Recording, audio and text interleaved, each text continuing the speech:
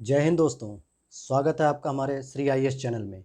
एक ऐसा प्लेटफॉर्म जहां आप यूपीएससी, स्टेट पीएससी एवं अदर एग्ज़ाम्स की तैयारी बेहतर रणनीति के साथ आप कर सकते हैं दोस्तों, हमने इसी पार्ट में इकोनॉमिक्स की सीरीज चलाई है जिसका आज ये लेक्चर नंबर 9 होगा और भारतीय वित्त व्यवस्था जो सेकंड हमारा टॉपिक है उसका ये पार्ट 6 चलेगा दोस्तों।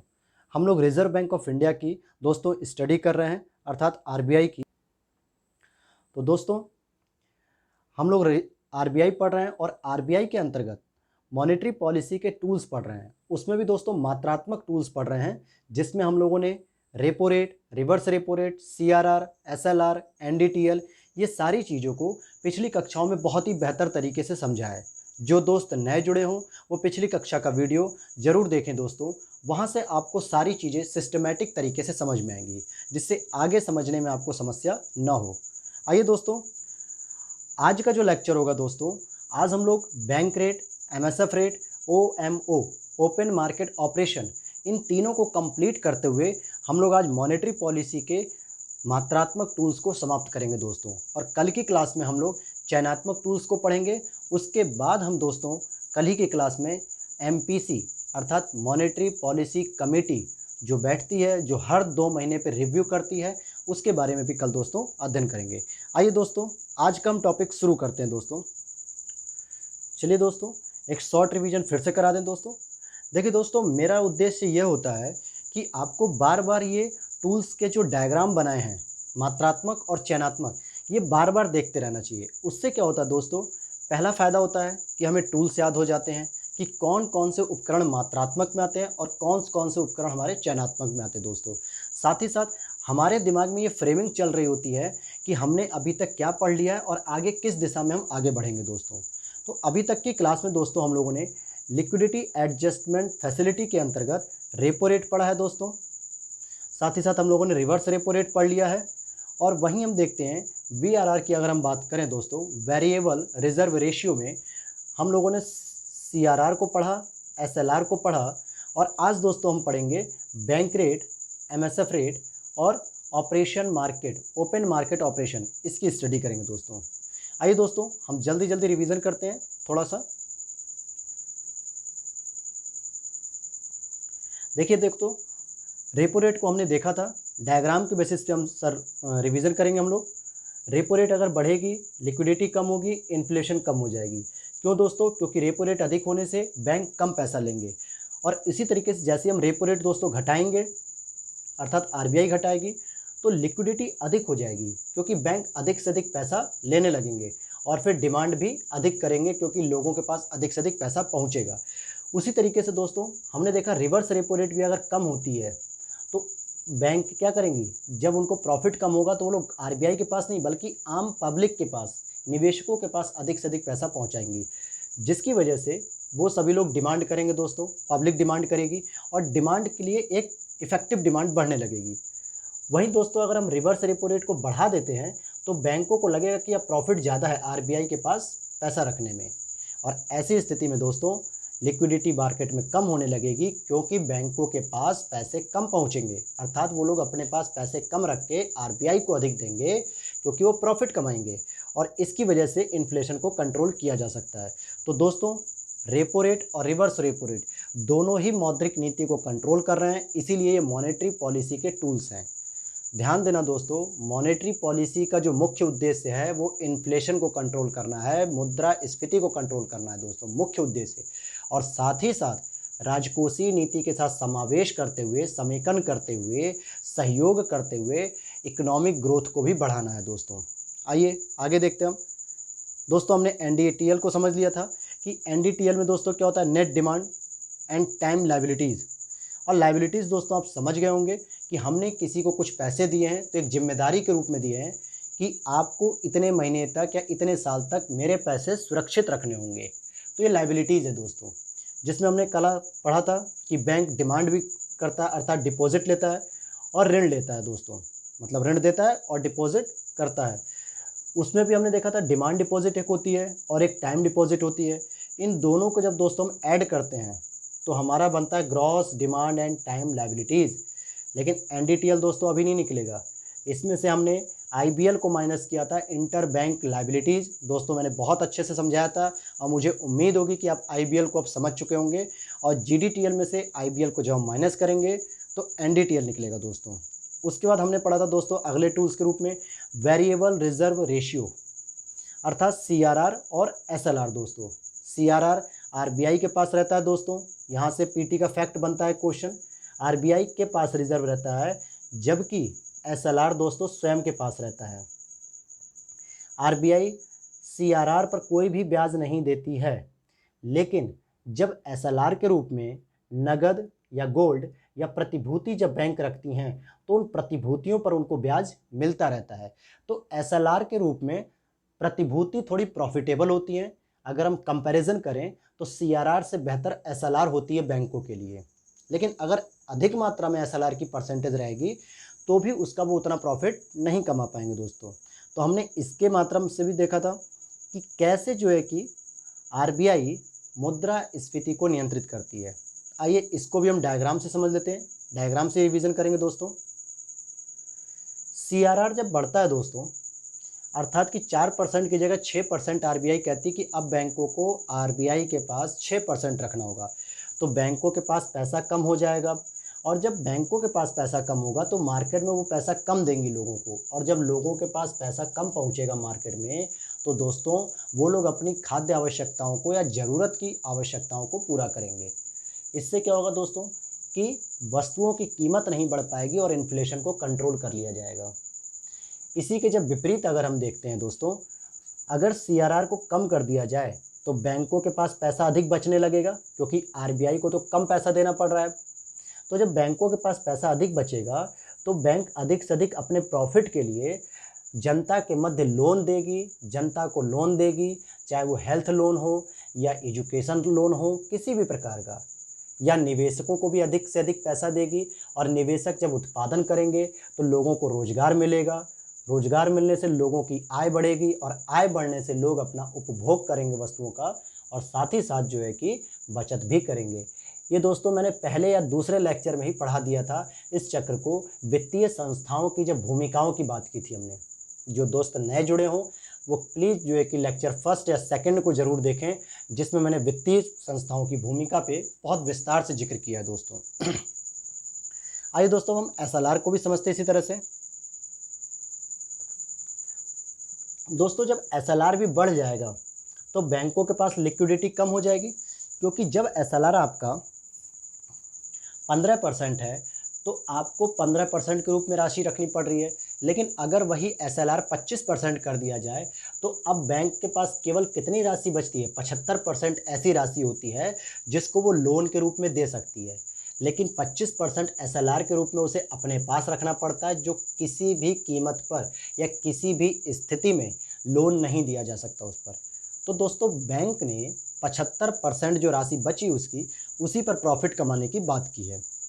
तो अब आप समझ रहे होंगे एसएलआर अगर 15% से बढ़कर 25% कर दिया जाएगा तो लिक्विडिटी बैंकों के पास कम होगी, और लिक्विडिटी कम होने का साफ मतलब होता है दोस्तों कि इन्फ्लेशन कंट्रोल होगा। अब तो आपको समझ में भी आ गया होगा, इतनी बार मैंने इसका रिवीजन करा दिया कि लिक्विडिटी कम होने का मतलब इन्फ्लेशन कंट्रोल, और लिक्विडिटी अधिक होने का मतलब डिमांड बढ़ेगी दोस्तों। और जस्ट इसी का उल्टा अगर हम देखेंगे दोस्तों तो एसएलआर जो है कि कम होगा तो लिक्विडिटी अधिक होगी बैंकों में, और बैंक अधिक से अधिक लोगों को पैसा देंगे, जिससे लोग डिमांड अधिक से अधिक करेंगे दोस्तों। तो यहाँ तक तो दोस्तों हम लोगों ने एक रिवीजन कर लिया, शॉर्ट रिवीजन। और दोस्तों आज के टॉपिक की अगर हम शुरुआत करें तो हमारा जो मात्रात्मक टूल्स है दोस्तों मॉनेटरी पॉलिसी का, उसमें आज हम पढ़ेंगे पहले OMO, ओपन मार्केट ऑपरेशन। अब आपके दिमाग में ऑपरेशन का मतलब हॉस्पिटल में जो ऑपरेशन डॉक्टर साहब करते हैं वो शरीर के अंदर के पार्ट का करते हैं या शरीर के किसी भी हिस्से का करते हैं, लेकिन बाजार का कैसा ऑपरेशन होता है तो आज उसको समझते हैं दोस्तों। दोस्तों इसको भी मैं डायग्राम से ही बताऊंगा। मैंने एक बहुत खूबसूरत देखिए डायग्राम बना रखा है, जिससे आप एक शब्द के आराम से समझ लेंगे, एक शब्द में। लेकिन पहले आइए बेसिक बारे में उसको मैं बता देता हूँ आपको। देखिए दोस्तों OMO की जो फुल फॉर्म होती है वो होगी ओपन मार्केट ऑपरेशन। यहाँ पर जो ऑपरेशन का अर्थ है सर दोस्तों, वो एक तरीके से प्रक्रिया को लेगा, संक्रिया को लेगा, अर्थात हम जो एक्टिविटी करते हैं बाजार में जाकर, खुले बाजार में जाकर। खुले बाजार का मतलब होता है दोस्तों, जहाँ पर स्वतंत्र रूप से आप किसी चीज़ की मांग कर सकते हैं और स्वतंत्र रूप से आप किसी चीज़ की आपूर्ति कर सकते हैं। उसके ऊपर कोई भी दबाव नहीं होगा, आपके ऊपर कोई दबाव नहीं होगा कि आप पर्टिकुलर केवल इसी चीज़ का उत्पादन करिए या इसी चीज़ की आपूर्ति कीजिए, ऐसा कोई दबाव नहीं।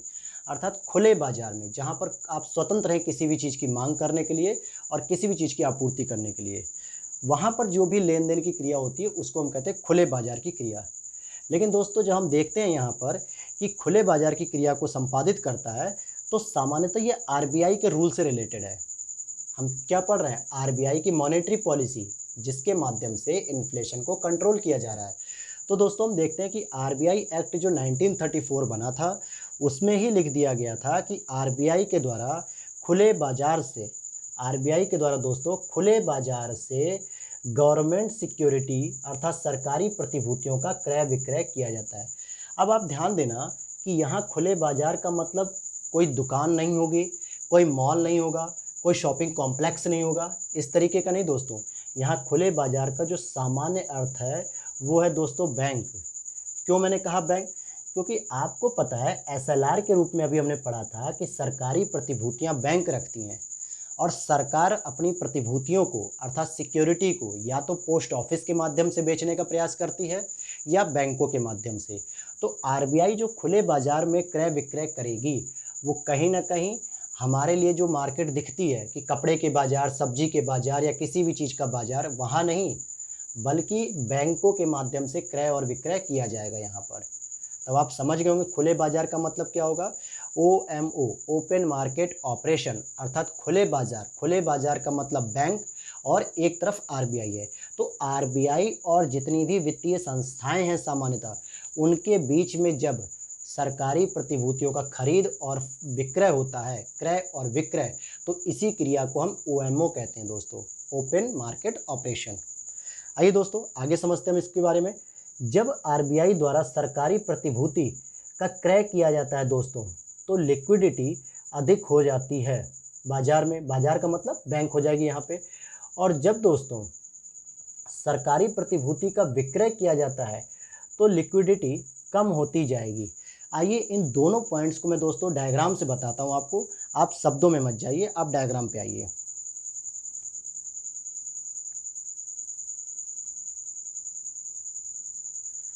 अब आप यहाँ देख रहे हैं दोस्तों एक डायग्राम।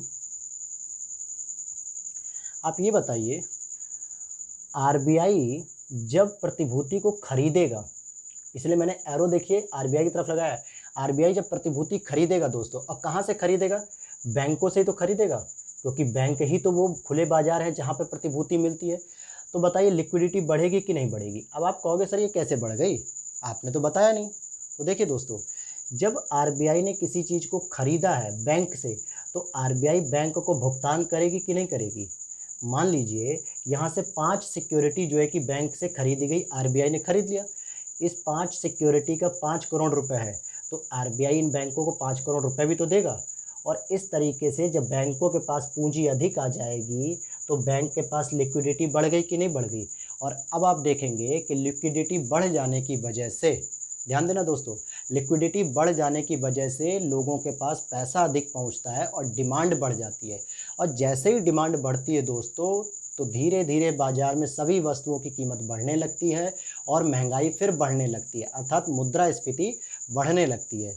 तो आरबीआई के अंतर्गत हम ये टूल्स पढ़ रहे हैं कि कैसे मॉनेटरी पॉलिसी को जो है कि इन्फ्लेशन कंट्रोल करना है। तो सामान्यतः दोस्तों आरबीआई बैंक से खरीदती नहीं है, कोशिश करती कि वो उन्हीं को बेचती रहे। तो क्या करेगा? जब आरबीआई बेचेगी, बैंकों को बेचेगी दोस्तों, तो बैंक बदले में पैसा भी तो देंगे, और ये वही पैसा है जो बैंक अपने पास रखते हैं दोस्तों। तो ऐसी स्थिति में बैंकों के पास क्या हो जाएगा? लिक्विडिटी कम हो जाएगी। तो अब आप समझ गए होंगे दोस्तों कि आरबीआई जब आरबीआई बैंकों से खरीदेगी तो आरबीआई बदले में उन बैंकों को पैसा देगा और बैंकों में लिक्विडिटी बढ़ जाएगी दोस्तों। वहीं जब आरबीआई सिक्योरिटी को बेचेगा बैंकों को, तो बैंक से पैसा ये प्राप्त करेगा आरबीआई और बदले में इनको सिक्योरिटी दे देगा। तो ऐसी स्थिति में बैंकों की लिक्विडिटी कम हो जाएगी और लिक्विडिटी कम होने का मतलब दोस्तों इन्फ्लेशन का नियंत्रण। तो आप समझ गए होंगे दोस्तों OMO अर्थात ओपन मार्केट ऑपरेशन कि किस तरीके से ये काम करता है दोस्तों मॉनेटरी पॉलिसी को कंट्रोल करने के लिए। देखिए यहाँ पे थर्ड पॉइंट, जब RBI द्वारा सरकारी प्रतिभूति को खरीदा जाता है तो लिक्विडिटी अधिक हो जाती है बाजार में। क्यों? क्योंकि जब वो प्रतिभूति को खरीदेगा RBI तो अपना सारा पैसा या जितनी भी उसकी कीमत होगी वो कीमत बैंक के पास जाएगी, बैंक को पैसा मिलेगा और बैंक को पैसा मिलने पे लिक्विडिटी बढ़ जाती है दोस्तों। और जब RBI इस प्रतिभूति का विक्रय करेगा, बेचेगा, बैंकों को बेचेगा, तो बैंक से पैसा RBI के पास आता है और इस तरीके से बैंकों के पास लिक्विडिटी कम हो जाती है।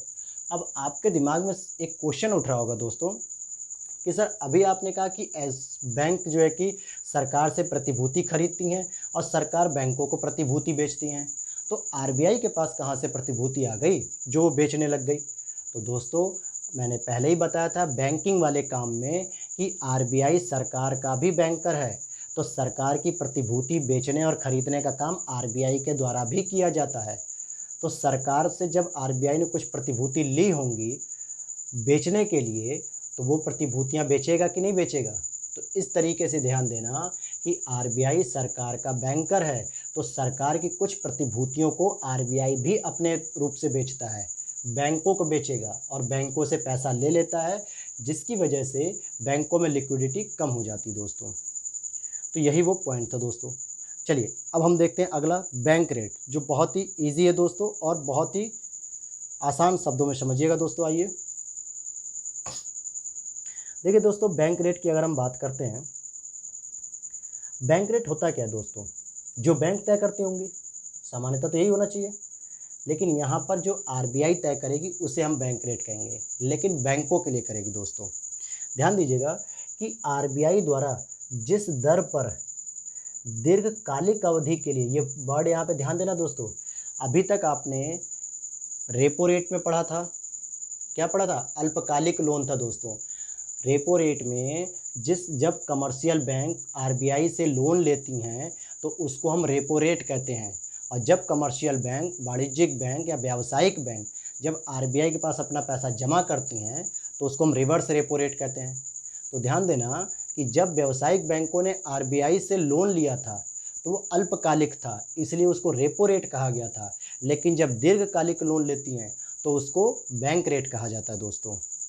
और इस दीर्घकालिक अवधि के लिए जब ऋण व्यावसायिक बैंकों को दिया जाता है तो उस दर को बैंक रेट कहते हैं दोस्तों। फिर से समझिए दोस्तों, क्या कह रहा है कि जब RBI के द्वारा दीर्घकालिक अवधि के लिए ऋण दिया जाता है व्यावसायिक बैंकों को, इस वर्ड पे ध्यान देना दोस्तों, RBI के द्वारा दिया जा रहा है और बैंकों को दिया जा रहा है, और RBI के द्वारा बैंकों को ही दिया जाता था रेपो रेट में भी, लेकिन अंतर क्या था दोस्तों? रेपो रेट में ये अल्पकालिक था, जबकि यहाँ बैंक रेट में आप देखेंगे दीर्घकालिक है। तो एक क्वेश्चन यहाँ पे बनता है दोस्तों कि रेपो रेट किस प्रकार का ऋण है, अल्पकालिक या दीर्घकालिक? उसी तरीके से बैंक रेट पे क्वेश्चन बनता है दोस्तों कि बैंक रेट किस प्रकार का ऋण है, दीर्घकालिक ऋण या अल्पकालिक ऋण?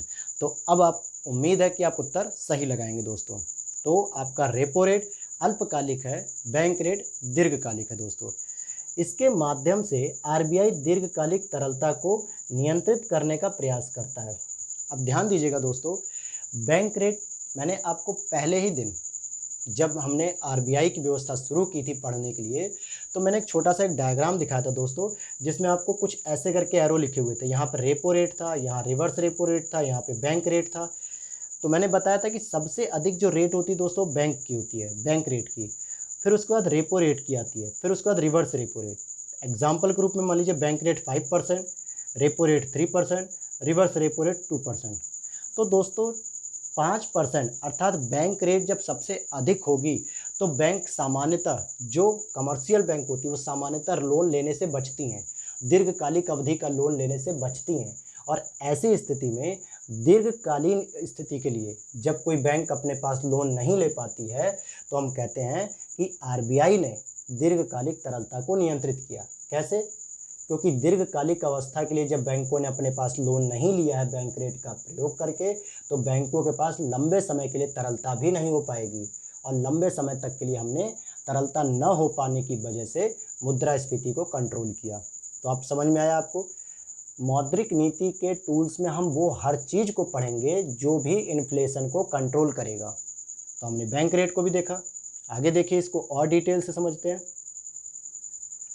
सामान्यतः बैंक रेट, मैंने ये पॉइंट अभी बताया, देखिए ये जो एरो लगाया था बैंक, फिर रेपो रेट, फिर रिवर्स रेपो रेट, तो यही कह रहा है सामान्यतः बैंक रेट सभी रेट्स में सर्वाधिक होती है, सबसे महंगी होती है दोस्तों ये, इसीलिए कोई बैंक लेना नहीं चाहता है। और इसके माध्यम से भी आरबीआई दीर्घकालीन तरलता को नियंत्रित करता है कि बैंकों को जब आप अधिक महंगा लोन दोगे तो बैंक लेना ही नहीं चाहेंगी और ऐसे में इन्फ्लेशन आराम से कंट्रोल रहेगी, क्योंकि जब कोई पैसा नहीं लेना चाहेगा बैंक तो वो आगे पैसा दे भी नहीं सकेगा। इसी तरह से दोस्तों एक और इसके बारे में जानकारी दे दूं मैं आपको कि बैंक रेट को पुनर्कटौती दर भी कहते हैं, क्योंकि आरबीआई प्रतिभूतियों पर पुनर्कटौती का प्रयोग करता है। अब ये पॉइंट दोस्तों बहुत आराम से आप समझिएगा, सामान्यतः यहाँ आपको समझने में दिक्कत होगी, लेकिन मैं आपको बहुत सामान्य भाषा में समझाऊंगा। क्या लिखा है दोस्तों, बैंक रेट को पुनर्कटौती दर भी कहते हैं क्योंकि आरबीआई द्वारा प्रतिभूतियों पर पुनर्कटौती का प्रयोग किया जाता है। तो आइए जरा दोस्तों इसका एग्जाम्पल सेट करते हैं। देखिए दोस्तों होता क्या है दोस्तों, इसमें मान लीजिए एक कोई कंपनी है दोस्तों, मान लीजिए कोई कंपनी ए है, मान लीजिए दोस्तों यहाँ पे कोई ए नाम की कंपनी है, ये जो आपकी कंपनी है या किसी की भी कंपनी है, ये कंपनी है, इसके पास गवर्नमेंट की कई सारी सिक्योरिटी थी। मान लीजिए ये 10 करोड़ की इसने सिक्योरिटी ले रखी है। अब आपको पता है कि कंपनियां भी तो अपना निवेश सुरक्षित रखने के लिए सरकारी प्रतिभूतियां खरीदती हैं। हर कंपनी शेयर मार्केट में पैसा लगाए ये ज़रूरी नहीं है, क्योंकि शेयर मार्केट में दोस्तों अप एंड डाउन बहुत तेज़ी से होता है, उसमें रिस्क भी ज़्यादा होता है, प्रॉफिट भी ज़्यादा होता है। कुछ कंपनियां कम प्रॉफिट ही लेंगी लेकिन सुरक्षित रहेंगी, इसलिए वो गवर्नमेंट सिक्योरिटी को प्रेफर करती हैं दोस्तों। तो आप समझिए कंपनी ए थी जिसने 10 करोड़ रुपए की जो है कि सिक्योरिटी ले रखी थी, इसके पास सिक्योरिटी थी। लेकिन ये जब कंपनी ए जाती है और आरबीआई से कहती है कि आप मुझे 20 करोड़ रुपए दे दीजिए, सॉरी आप 20 करोड़ मत मानिए दोस्तों, आप 20 करोड़ मत मानिए, इसको आप मान लीजिए, एक मिनट दोस्तों, आप इसको 20 करोड़ मत मानिए। आइए दोस्तों आप इसको मान लीजिए कि 6 करोड़ रुपए जो है कि आरबीआई से डिमांड की। क्या हमने पढ़ा, ए नाम की कोई कंपनी थी, इसके पास 10 करोड़ रुपए की प्रतिभूति है। ध्यान दीजिएगा दोस्तों, प्रतिभूति की मैं बात कर रहा हूँ, अर्थात एक कागज़ का टुकड़ा, एक कागज़ का टुकड़ा। लेकिन इस कंपनी को 6 करोड़ रुपए कैश चाहिए था। क्या चाहिए था? कैश चाहिए था। तो ऐसी स्थिति में कागज़ को लेकर, प्रतिभूति को लेकर ये आरबीआई के पास गया और आरबीआई से कहा कि मुझे तत्काल 6 करोड़ रुपए आप दे दीजिए। आरबीआई ने कहा आप गिरवी क्या रखते हैं? तो कंपनी ने कहा मेरे पास 10 करोड़ रुपए की प्रतिभूति है, आप इसको रख के मुझे दे दीजिए। तो आरबीआई ने कहा मैं आपको 10 करोड़ रुपए की गिरवी रख लेता हूं, लेकिन इसमें कुछ कटौती करूंगा, अर्थात जितने की सिक्योरिटी है मैं उतना पैसा नहीं दूंगा, मैं आपका 4 करोड़ रुपए काट लेता हूं और आपको टोटल 6 करोड़ रुपए ही प्रोवाइड करूंगा। तो ये जो दोस्तों 4 करोड़ रुपए हैं जो काट लिए गए आरबीआई के द्वारा, यही होती है पुनर्कटौती दर। अब आप समझ गए होंगे दोस्तों, आइए फिर से समझा देता हूँ मैं आपको रिवीजन करा के। देखिए दोस्तों, ए नाम की कंपनी थी, इसके पास 10 करोड़ रुपए का जो है प्रतिभूति है, इसको पैसे चाहिए थे 6 करोड़ रुपए वर्तमान में कैश, क्योंकि ये तो कागज़ का टुकड़ा है, इससे तो काम होगा नहीं। तो 6 करोड़ रुपए के लिए ये आरबीआई के पास गई, आरबीआई से कहा, तो आरबीआई ने क्या किया, इस कंपनी ने आरबीआई को 10 करोड़ रुपए की अपनी कागज़ दे दिए, अर्थात प्रतिभूति दे दी। आरबीआई ने कहा मैं इस पर क्या करूंगी, पुनर्कटौती करूंगी, और पुनर्कटौती के रूप में इसने कहा कि मैं 4 करोड़ रुपए काट लूंगी और 6 करोड़ रुपए ही टोटल दूंगी। कंपनी को ज़रूरत थी 6 करोड़ की, उसने तुरंत एग्री कर लिया। तो यही जो 4 करोड़ रुपए काटे गए हैं दोस्तों, यही पुनर्कटौती दर होती है। इसीलिए बैंक रेट को सामान्यतः हम लोग पुनर्कटौती दर कहते हैं। आइए दोस्तों टॉपिक पे हम बढ़ते हैं आगे। अब आप समझ गए होंगे बैंक रेट को पुनर्कटौती दर भी कहते हैं, क्योंकि आरबीआई द्वारा प्रतिभूतियों पर पुनर्कटौती का प्रयोग किया जाता है दोस्तों। जो बैंक रेट उस समय चल रही होती है उसी रेट के अकॉर्डिंग पैसा काट लिया जाता है। और इसी तरीके से हम दोस्तों बैंक रेट को दंडात्मक दर भी कहते हैं, यानी कि एक पनिशेबल कहते हैं। कैसे दोस्तों, इसको भी आप समझिएगा। क्या लिखा है, बैंक रेट को एसएलआर से संबंधित दंड में प्रयोग किया जाता है, अर्थात यह एक दंडात्मक रेट भी होती है। आइए दोस्तों अब इसको भी समझा देते हैं हम आपको बहुत आसान शब्दों में। आइए देखिए दोस्तों, कल हम लोगों ने पढ़ा था सीआरआर जो आरबीआई के पास रखा जाता है दोस्तों, एक होता है एसएलआर जो बैंक खुद अपने पास रखती है दोस्तों। जो आरबीआई के पास भेजना होता है इसमें तो धोखाधड़ी नहीं हो पाती है बैंकों के द्वारा, क्योंकि ये तो आरबीआई के पास जाना है। और अगर आपने आरबीआई के पास नहीं भेजा, आरबीआई आपको एक रिमाइंडर नोटिस भेजेगी कि आपने सीआरआर मेंटेन नहीं किया अपना। लेकिन जब दोस्तों एसएलआर होती है जो बैंकों के पास रहती है, और बहुत सारी बैंक होती हैं दोस्तों जो एसएलआर को मेंटेन नहीं रखती हैं, उसमें चोरी करती हैं। चोरी का मतलब मान लीजिए 18% रखने को कहा गया है, लेकिन कुछ बैंक केवल 16% रखती हैं या 15% रखती हैं। तो जो 2% का अंतर आया दोस्तों, इस 2% को वो क्या करती हैं, सामान्यतः मार्केट में जो है कि दे देती हैं लोन के रूप में। जबकि रखना कितना था, 18%, और इन्होंने अपने प्रॉफिट के चक्कर में, लालच की वजह से 16% रखा और 2% और अतिरिक्त के रूप में ब्याज दे दिया या लोन दे दिया मार्केट में। तो दोस्तों होता क्या है कि कभी कभी आरबीआई की टीम बैंकों की जांच करने आती है, और वो अचानक या औचक निरीक्षण जिसको हम कहते हैं, वो जांच करने आती है और देखती हैं कि आपने एसएलआर को मेंटेन रखा है कि नहीं रखा है। तो दोस्तों यहाँ पे होता है कि एसएलआर जो है कि प्रतिदिन के हिसाब से रखा जाता है। आपको पता है एनडीटीएल का 1% रखा जाता है या कुछ हिस्सा रखा जाता है, जो भी तय होगा। वर्तमान में शायद 18.5% एसएलआर की रेट चल रही है दोस्तों। होता क्या है कि जब बैंक नहीं रखती हैं इन रेट को मेंटेन करके या उसमें धोखाधड़ी करती हैं, और आरबीआई के जब अधिकारी बैंकों की जांच करने आते हैं तो वो देखते हैं सामान्यतः अगर एक दिन का डिफ़ॉल्ट पाया जाता है दोस्तों, एक दिन का, मान लीजिए आपने 29 दिन तक तो पूरा मेंटेन रखा था, लेकिन एक दिन आपने मेंटेन नहीं रखा, उस दिन आपने 16% रखी थी या 15% केवल एसएलआर को अपने पास रखा था। तो ऐसे में आरबीआई क्या करती दोस्तों, उस समय की जो भी बैंक रेट होगी और प्लस 3% अधिक इसका दंड लगाती है, और एसएलआर के रूप में कहती है कि इतना जो है कि अब आपको एक्स्ट्रा रखना होगा। तो इसका मतलब समझे, ये एक तरीके से बैंक रेट जो होती है दोस्तों, ये दंड के रूप में भी काम करती है। और अगर यही फॉल्ट अगर दोस्तों एक दिन से अधिक का होता है, 2 दिन या 3 दिन या 4 दिन या कितने भी, तो यही परसेंटेज जो है दोस्तों 5% तक की इंटरेस्ट रेट लगती है। मतलब कहने का दोस्तों कि अगर किसी बैंक ने एसएलआर को मेंटेन रखने में एक दिन की धोखाधड़ी की है तो उसको बैंक रेट और 3% का दंड पड़ेगा। और अगर उसने एक दिन से अधिक 2 दिन या 3 दिन तक लगातार उसने अपने एसएलआर को मेंटेन नहीं रखा, तो ऐसी स्थिति में दोस्तों उस पर बैंक रेट और साथ में 5% का जो है कि ब्याज लगेगा। तो आप समझ गए होंगे दोस्तों कि कैसे ये पनिशेबल होती है, अर्थात दंडात्मक के रूप में भी ये काम करती है दोस्तों। तो आप समझ गए होंगे दोस्तों इस पॉइंट को भी। मुझे उम्मीद है कि आप बहुत बेहतर तरीके से समझे होंगे कि बैंक रेट की जो पुनर्कटौती दर है, इसको भी आप समझ गए होंगे कि कैसे कंपनी ने जो है कि 10 करोड़ का प्रतिभूति आरबीआई को दिया, आरबीआई ने कुछ पैसा काट लिया, उसके बाद सारा पैसा दे दिया। उसी तरीके जब एसएलआर की मेंटेन करने की स्थिति में जब बैंक धोखाधड़ी करते हैं और अचानक निरीक्षण करने पे जब ये पकड़ा जाता है कि इस बैंक ने एक दिन की धोखाधड़ी की है, अर्थात एक दिन का एसएलआर इसने मेंटेन नहीं रखा है, तो उस पर बैंक रेट जो चल रही होती है उस समय और 3% एक्स्ट्रा ये उसके दंड लगाए जाते हैं। और अगर एक दिन से अधिक की अनियमितता पाई जाती है, यानी कि धोखाधड़ी पाई जाती है एक दिन से अधिक की, तो बैंक रेट प्लस 5% की जो है कि उसके ऊपर दंड लगाया जाता है। तो इस तरीके से आपने देखा कि बैंक रेट सामान्यतः मुद्रास्फीति को नियंत्रित करने के साथ साथ पुनर्कटौती दर, दंडात्मक दर, इन दोनों रूप में ये काम करती है।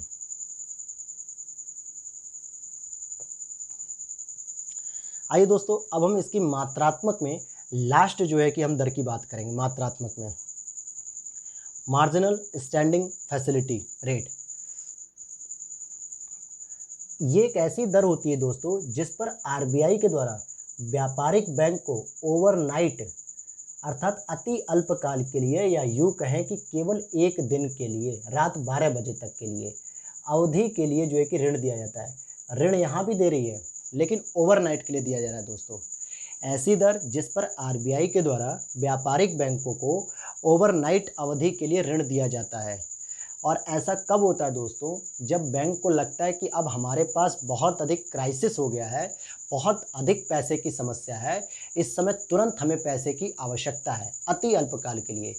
तो सामान्यतः वो आरबीआई से कहते हैं कि हमें एमएसएफ के अंतर्गत, एमएसएफ अर्थात मार्जिनल स्टैंडिंग फैसिलिटी रेट, सीमांत स्थायी सुविधा दर, इसके आधार पर आप हमें ओवरनाइट ऋण दे दीजिए, ओवरनाइट लोन अति अल्पकाल के लिए। आप एक दिन के लिए दीजिए लेकिन अभी दीजिए, क्योंकि अभी हमें अपने ग्राहकों को पैसे देने हैं और हमारे पास पैसे नहीं बचे हैं, कम हो गए हैं।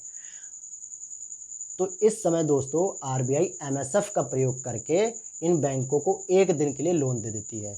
और वो होता कितना है दोस्तों, अगर आप उसके अमाउंट की बात करेंगे तो एनडीटीएल का केवल और केवल 1%। ये बहुत ध्यान रखने वाली बात है दोस्तों। यूपीएससी और स्टेट पीएससी में पूछ देता है कि क्या केवल 1% होती है या 2% होती है या 1% से अधिक हो सकती है। तो यहाँ पे मैंने केवल वर्ड का प्रयोग किया है दोस्तों। केवल का मतलब ही है कि एमएसएफ का मतलब केवल 1% दिया जाएगा, वो भी एनडीटीएल का। और एनडीटीएल दोस्तों मैंने बहुत अच्छे से बताया कल की क्लास में कि कैसे टाइम डिपॉजिट, फिक्स डिपॉजिट में आरडी, एफडी, इन सारी चीज़ों को मिला के हम एनडीटीएल निकालते हैं, जिसमें हम जीडीटीएल में से आईबीएल को माइनस करते हैं, तब एनडीटीएल निकलता है दोस्तों। तो मुझे उम्मीद है ये चीज़ समझ में आ गई होगी दोस्तों। इससे आप ये समझ सकते हैं कि ये बैंक क्यों मांगते हैं पैसा, कब मांगेंगे, जब उनकी आपातकालीन समय में तरलता जो होती है वो समस्या क्रिएट कर देती है। और ऐसी समस्या को दूर करने के लिए ही सामान्यतः इसका प्रयोग किया जाता है। अति अल्पकाल में जब तरलता की समस्या क्रिएट हो जाती है, समस्या पैदा हो जाती है, तो ऐसे समय में आरबीआई से लोन लेकर बैंक अपनी इन समस्याओं को दूर करता है, जिसकी शुरुआत दोस्तों आरबीआई के द्वारा मई 2011 में की गई थी। ये इसका एक सामान्य फैक्ट है। जो मेन क्वेश्चन बनेगा दोस्तों वो यहाँ से बनता है कि 1% होगा या उससे अधिक।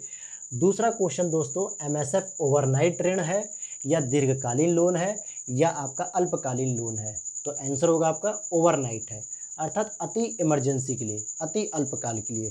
तो दोस्तों ये था हमारा अब तक का मात्रात्मक, जिसमें हमने मात्रात्मक जो है कि टूल्स का अध्ययन किया बहुत विस्तार से।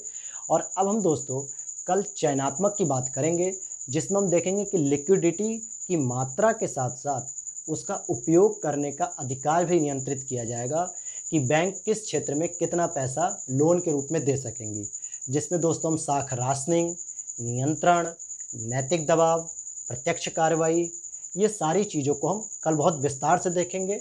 और कल ही जो है कि हम लोग चयनात्मक को समाप्त भी कर देंगे, क्योंकि चयनात्मक में बहुत ज़्यादा पॉइंट नहीं है दोस्तों। जो बेसिक हैं और जो इम्पॉर्टेंट हैं, जहाँ से आप समझ सकते हैं, उन पॉइंट्स को मैंने कलेक्ट किया है दोस्तों। और फिर कल ही हम मॉनेटरी पॉलिसी कमेटी पर आने का पूरा प्रयास करेंगे दोस्तों। तो ठीक है दोस्तों, आज क्लास को हम यहीं रोकते हैं और उम्मीद करता हूं दोस्तों आपको वीडियो पसंद आ रही होगी। और अगर वीडियो पसंद आ रही हो तो प्लीज़ जो है कि चैनल को सब्सक्राइब करें, वीडियो को लाइक करें और भी लोगों के साथ शेयर करें दोस्तों। जय हिंद, जय भारत।